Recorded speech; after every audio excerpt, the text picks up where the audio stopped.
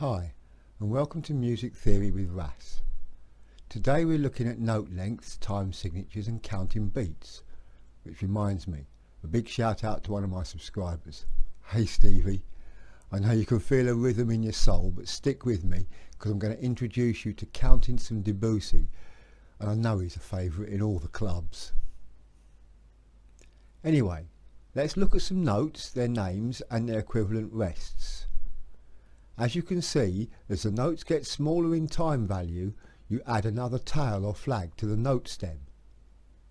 A 64th note, also called a hemi-demi-semi-quaver, would have 4 tails or flags.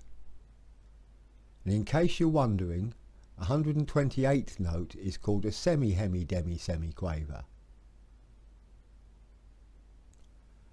We can add a dot to a note, or rest, to increase its value by half again.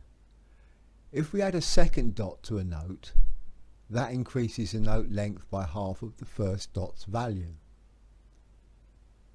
I'll also mention that we can shorten a note's length by placing a dot above it, which indicates that the note should be played staccato, which means short and separate, but we'll not be going into all the different articulations today.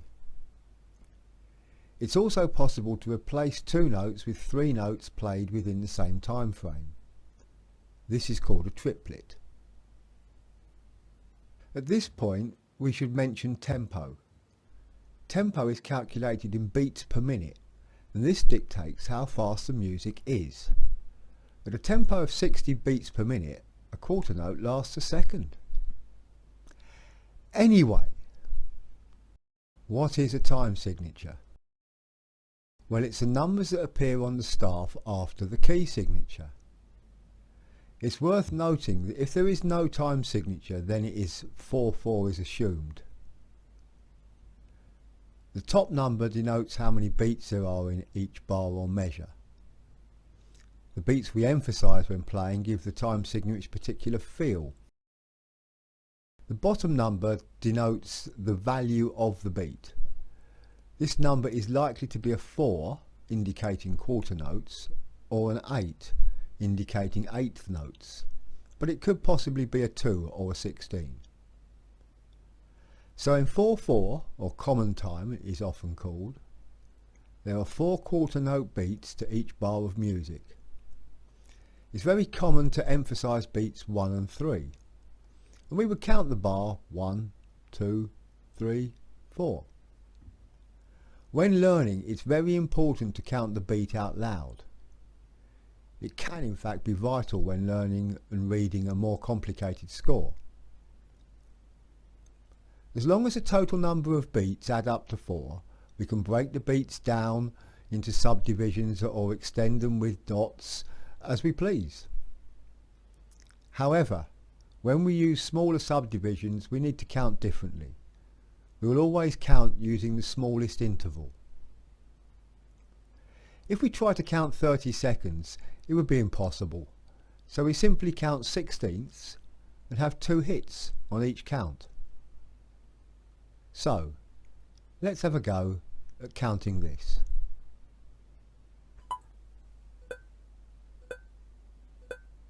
One, 2, 3, 4. 1, 2, 3, 4. 1, 2, 3, 4. 1 and 2 and 3 and 4 and 1 E and a 2 E and a 3 E and a 4 E and a 1 E and a 2 E and a 3 E and a 4 E and a 1 E and a 2 E and a 3 E and a 4 E and a. So what can we learn from my poor counting? Well, at 60 BPM, it was still quite fast to count. So when we're learning a piece, we really need to make sure that we slow it right down so we can get the piece under our fingers first before we attempt to play it anywhere near the correct speed. I've heard many different ways of counting triplets. The one I use is 1 lali, 2 lali, etc. This enables counting of more complex rhythms, I'll demonstrate this in a moment, so stick with me. There are many possible time signatures. Simple time like 2/4, 3/4, 4/4, where the beats subdivide into pairs. Compound time like 6/8, 9/8, 12/8, where the beats divide into groups of 3. And irregular time like 5/4, 7/8 or 11/8, where the beats are more often use a mixture of divisions into 2s and 3s. So what's the difference between 12/8 and 4/4 triplets? Well, in essence there isn't any. However, a piece written in 12/8 doesn't need triplet displayed on the music, since each beat is already subdivided into 3. Also, the way tempo is calculated, a piece in 12/8 would have to be a faster tempo than the same piece with 4/4 triplets in order to sound identical. I am aware that opinions may vary on this, so feel free to share your thoughts in the comments below. Okay, so I promised you some more complex counting and some Debussy. So here's an excerpt from Arabesque number 1.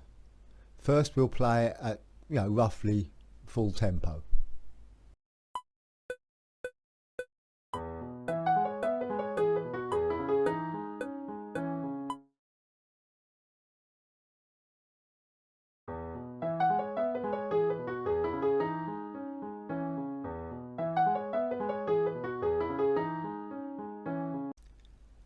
So how would you count it at that tempo? Well, you wouldn't. The reason we need to count beats is it helps us learn tricky passages or phrases in music. When we learn a piece, we slow it down until we have the patterns in our fingers. Practice and familiarity bring the speed. So slowed down, it sounds like this.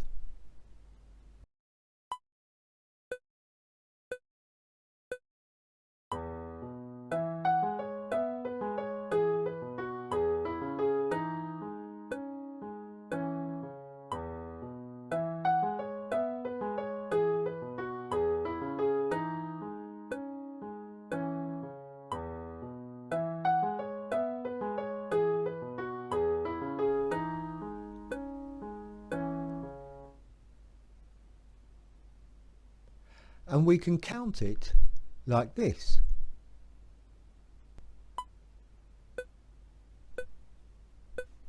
One and two, la and lee, 3 la and lee, 4 la and lee, 1 la and lee, 2 and 3 and 4 and 1 and 2 la and lee, 3 la and lee, 4 la and lee, 1 la and lee, 2 and 3 and 4 and 1 and 2 la and lee, 3 la and lee, 4 la and lee, 1 la and lee, 2 and 3 and 4 and.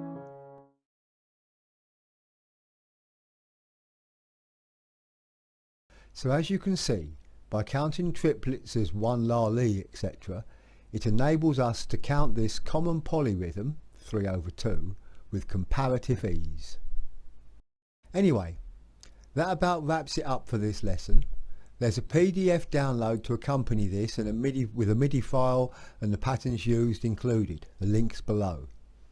As usual, I would appreciate it if you could hit the like and the subscribe to help the channel grow and enable me to keep making these videos. In the meantime, have a great day.